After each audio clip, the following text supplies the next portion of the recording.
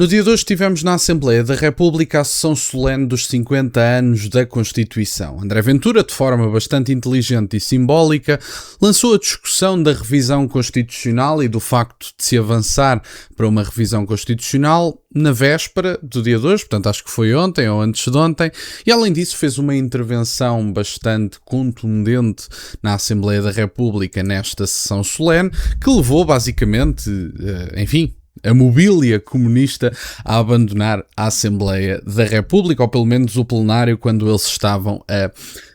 quando André Ventura estava a fazer a intervenção. Enquanto isso, Filipe Santos Costa fez um comentário dizendo que André Ventura não gosta das bases da Constituição porque quer viver no 24 de Abril e refere-se ao Chega como esta gente. E, portanto, Filipe Santos Costa, com o seu nível habitual, vamos ouvir o comentário que faz e fazer também nós uns comentários. Acho que é esta a frase que conta, e a isto eu somaria também algumas observações de José Pedro Aguiar Branco. Não tem sido um bom Presidente da Assembleia da República, mas em alguns momentos consegue superar-se a si próprio e hoje conseguiu pela positiva, e chama a atenção para dois aspectos. Por um lado, a importância da permanência da Constituição, por outro lado, a desdramatização das revisões constitucionais. Sobre a permanência, ele diz, a Constituição durou estes 50 anos, mantém-se atual, porque se revelou mais flexível e mais abrangente do que alguns gostariam e do que alguns temiam. Absolutamente verdade. A Constituição, como Aguiar Branco disse, é um exemplo de equilíbrio, de consenso, de moderação e de inteligência institucional. Absolutamente de acordo. Por outro lado, a desdramatização das revisões constitucionais fazem parte do sistema que está previsto pela Constituição, faz parte do regime, a Constituição poder ser revista ou não revista, ser aberto um processo de revisão constitucional que chega ao seu termo e revê a Constituição, ou ser aberto um processo de revisão constitucional que não dá numa revisão constitucional. E Aguiar Branco relembrou isso. Pronto, ainda bem que Filipe Santos Costa reconhece isto e poupa-me algum tempo do ponto de vista dos comentários. Dar nota de uma coisa. Aguiar Branco tem sido o mau Presidente da Assembleia da República para esta gente porque é o único que tem permitido verdadeiramente diálogo na sua forma mais clara e mais crua, digamos assim.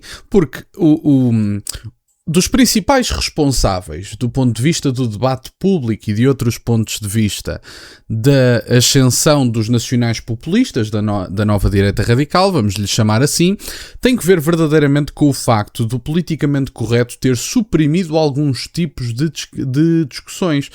Leia-se, por exemplo, o facto de falar de imigração na Assembleia da República há uns anos atrás, com a maioria absoluta de António Costa e com um bloco de esquerda que tinha mais do que um deputado, era uma forma de revitalização do fascismo. E, portanto, eu da minha parte acho que não tem nada a ver. Acho que podemos perfeitamente falar de imigração sem qualquer apologia ao fascismo. E, em segundo lugar, esta ideia consistente, este mito republicano criado pela Terceira República, de que temos aqui um conjunto de antifascistas e que o melhor currículo que vocês poderiam ter para integrar o regime de Abril era serem antifascistas, é uma parvoíce do ponto de vista semântico. Ou seja, os meus amigos poderiam ser resistentes à ditadura, que era uma evidência. Havia um Estado autoritário, conservador e nacionalista, e portanto isso é relativamente evidente para a minha pessoa. Por outro lado,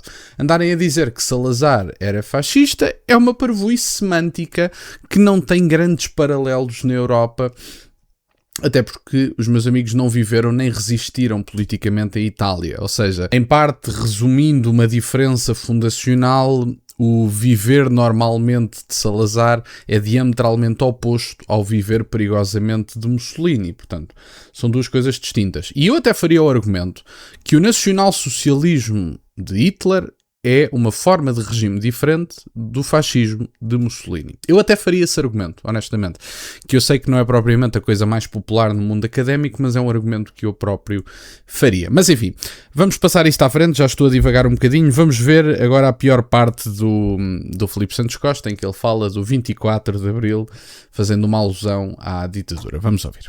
Lembrou isso mesmo, e tudo isto é natural. E esta desdramatização também é importante, porque se houve 7 revisões constitucionais, é porque a Constituição funcionou. A Constituição prevê a sua revisão. E desse ponto de vista parece-me bastante preocupante a atitude que o PS mostra ao dizer, Eurico Brilhante Dias, o PS é fiel à atual Constituição. Bom, espero que seja fiel à Constituição que existe em cada momento. E espero que faça parte de uma revisão constitucional em havendo. Sim, mas eu não queria entrar ainda nos partidos. Última frase, e calmo já, de José Pedro Aguiar Branco. Confiem na Constituição. Isto fala sobretudo para o Chega, que nesta sessão revelou ser o único partido que não confia na Constituição. Não acredita na Constituição, não acredita nos benefícios da Constituição, não acredita nos benefícios do 25 de Abril. O Chega apresentou-se como o partido do 24 de Abril e não confia na Constituição. Quer uma refundação do regime. E, portanto, neste momento a palavra é do PSD. Quer ou não fazer uma revisão constitucional com esta gente? Sim, quer fazer uma refundação do regime e bem, porque o regime está podre, os mitos da República caíram e Vossas Excelências destruíram o país. Portanto, sim, queremos uma refundação do regime. Ainda bem que ficou compreendido. Sim, é essa a ideia. Várias questões. Na altura das presidenciais, estes artistas que aqui andam agora andavam a dizer, bom, mas André Ventura, se ganha as presidenciais, como é que ele vai jurar a Constituição se ele não concorda com a Constituição?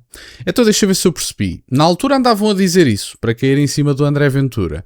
Mas agora, Filipe Santos Costa vem a público e diz, não, mas a Constituição, ela própria tem uma previsão e possibilidade de ser revista.